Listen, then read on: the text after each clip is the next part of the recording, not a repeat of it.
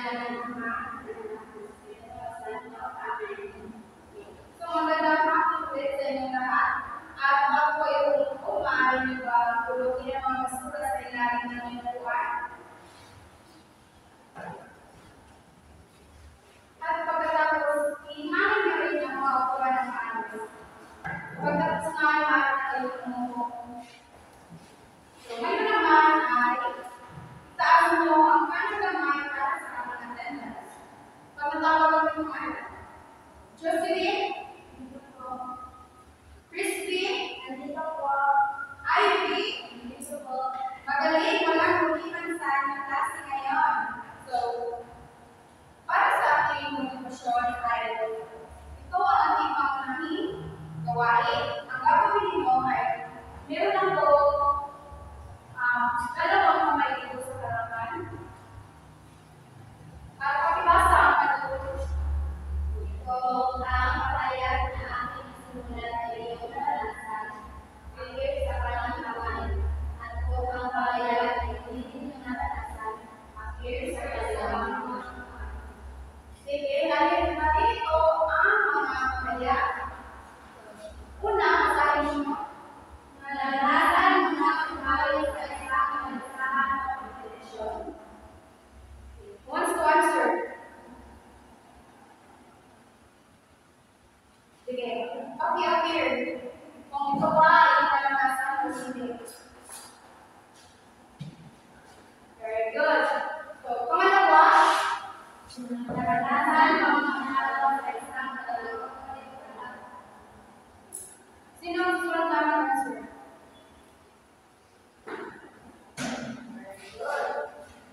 Pangatlo, naranasan ng mga kalungkit na tutunggapin.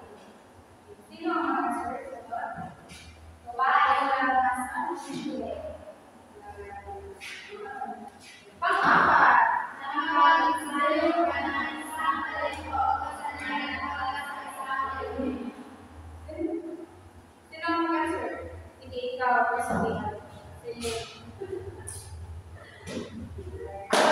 Number 5. Naranasan ng mga kailangan na nagbabago ang isang mahalagang kailangan. Sino? Si Ivy? Ito ay naranasan. Very good. Maraming salamat ka sa inyong partisipasyon at ngayon naman ay paglalaro sa inyo ang ating pagsang at talakayin ngayong araw. So, ang pagsang at talakayin natin ngayong araw ay pagtunay ng pinasa sa sariling karanasan. At ang layunin natin ngayong araw ay pagkatapos sa talakayan ng mga mag-aaral ay nasa masagot ninyo ang mga tanong tungkol sa nabasa at may paliwanag ang mga pangunahing ideya. May maiugnay ninyo ang mga damdamin at salubin sa mga kwento. At may sulat ninyo ang inyong sarili karanasan na may kaugnayan sa kwento o binasa.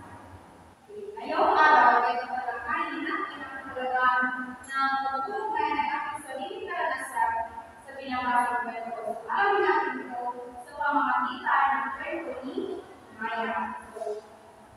Maaaring babasahin ito. Ang kwento ay pinakatagang Maya ang pasari sa palisahan. Pakibasa ito. Si Maya ay isang masigasig na batang hindi magkaroon ng partner. Minsan, nalaman niya na magkakaroon ng isang palisahan sa kanilang kapagay. At siya ay nagtutuwa ng Diyos at excited na makasali. Nag-desire siya ng kasama ang kanyang mga kaibigan upang maging handa sa darating na kompetisyon. Sa araw ng isang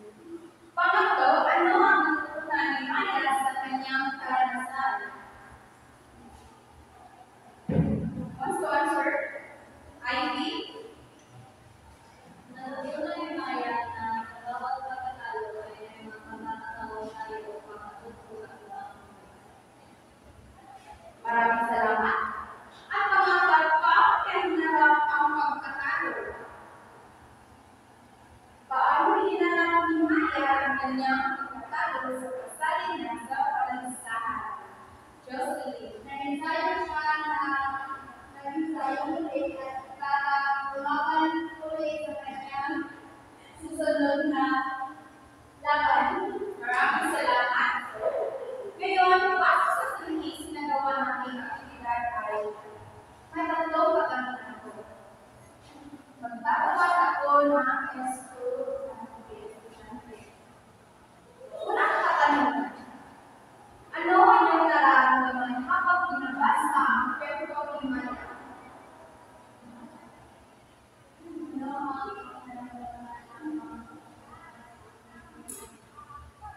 Sino ang sumagot? Sige, Ivy. Habang binabasa ang kwento ni Maya, ay pero ako ng pauluan na inspirasyon sa kanyang kwento.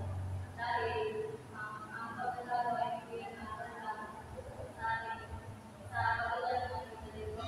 Pagkatalo ito ay ang magiging isang pagkatalo ng patay. Ang pangalawang katanungan ay mayroon pa kayong sariling karanasan sa pagsali sa isang balisahan o kompetisyon. Ano ang inyong nararamdaman? Jocelyn? Katulad ng Maya, kapag mananalo ka sa iyong sinanilang kompetisyon ay sasaya talaga ang iyong sasaya. At kung mananalo ka ay yun. Tatanungin mo lang yung pagkakawala. Very magaling. Pangatlong katanungan, paano ninyo hinarap ang mga pagkatalo o pagkatalo? Firstly, paano ninyo hinarap ang pagkatalo o pagkatalo? So, para sa akin, hinarap niya ang pagkatalo na nalagin na siya ang natatawa maging sayo ulit. Tapos sa pagkatalo naman ay ayun, nasila siya ang gano'n sa kanyang laban. Sa kwento ni Maya ay nagturo sa atin ang bawat karanasan ay pagpupayman o pagkapanalo o pagkatalo ay mahalaga ito dahil ito ay nagbibigay sa atin ng aral na magagamit natin sa ating buhay. At mahalaga din ang pagtsatsaga at pagtanggap ng resulta. So, ano ba ang mga mahalagang aral na ating makukuha sa kwento ni Maya? Mga mahalagang aral na makukuha natin sa kwento ni Maya ay una, mga tagumpay at kabiguan sa buhay. Lahat naman tayo ay dadaan sa tagumpay o kabiguan sa buhay. Ngunit mahalaga ang pagiging matatag sa bawat sitwasyon na ating maranasan. Ang pangalawang mahalagang aral na makukuha natin sa kwento ni Maya ay pagtsatsaga at pagharap. So, ang hindi pagsuko kahit ang mahirap ang sitwasyon na nadaanan ito ay daan patungo sa tagumpay. So, ang pangatlong mahalagang aral na makukuha natin sa kwento ni Maya ay mga aral na nagtuturo. Ang pagtanggap ng tagumpay o pagkabigo sa ito ay ang nagbubukas ng bagong pagkakataon upang matuto tayo sa ating karanasan. So, ang pangatlong mahalagang aral na makukuha natin sa kwento ni Maya ay hamunin ng ating sarili. Ang mabuti o masamang karanasan ay nag-alala ng mahalagang aral para sa mabuti hinaharap. Ngayon naman ay pagkatapos natin talakayin ang kwento ni Maya at mga mahalagang aral na makukuha natin o matutunan natin dito sa kwento ni Maya ay nais ko kayong aanyanahan na ibahagi ang inyong karanasan.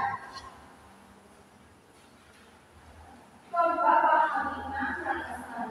Instruction pag-ibasa, mag-isip ng isang karanasan na may kaugnayan sa kwento ni Maya tulad ng pagsali sa isang kalisahan o kompetisyon o anumang karanasan na may kinalaman sa tagumpay o kabiguan. At pangalawa ay sulat ang inyong karanasan sa isang maikling talata. Kwento kung paano mo hinanap ang mga hamon at kung ano ang mga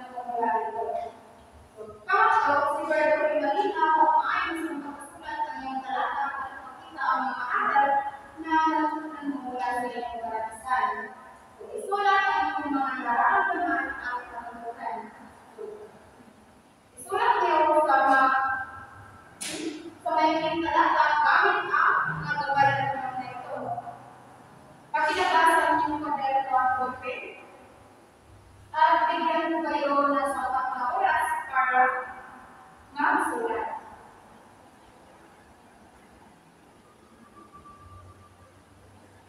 Tapos ba kayo? Pakipasa.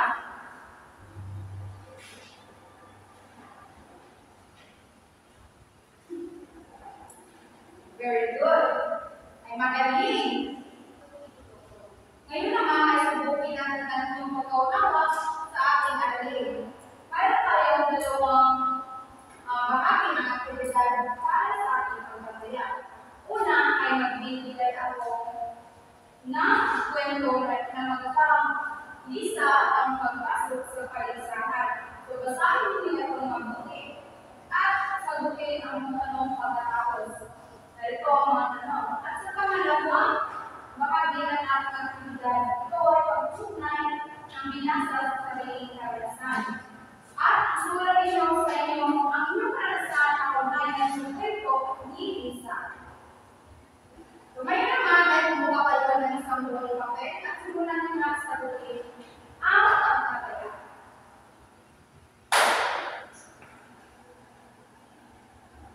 Tapos na ito. Kayo pagpasa ng iyong papel. Maraming salamat. At sa pagkanya.